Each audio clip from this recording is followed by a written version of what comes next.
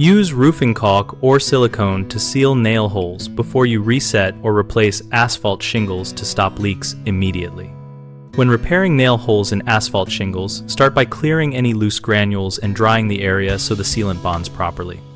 Choose a high-quality roofing-grade sealant labeled for asphalt shingles and compatible with silicone if you prefer that flexibility.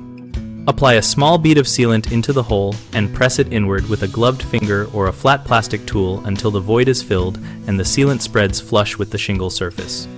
If you are reinstalling a displaced shingle, press the shingle down into the sealant and hold for a few seconds so the adhesive tacks and forms a watertight bond.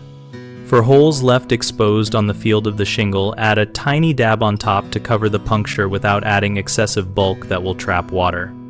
Allow the sealant to skin over according to the product directions before expecting full weather resistance, and avoid using solvent-based adhesives that can damage shingle granules.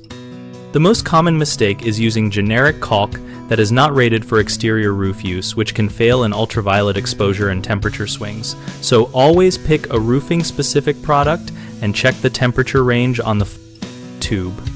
A second frequent issue is over-applying sealant and creating raised bumps that catch water and collect debris, so use just enough to fill the hole and smooth it flush.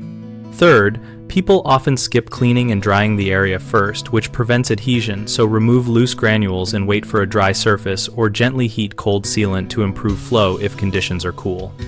BigHomeProjects.com connects homeowners with local contractors and a community of users, sharing real-world project tips and experiences relevant to roof repair and sealing techniques. We help contractors find work by listing projects and letting them join conversations with homeowners and other professionals in our discussion community.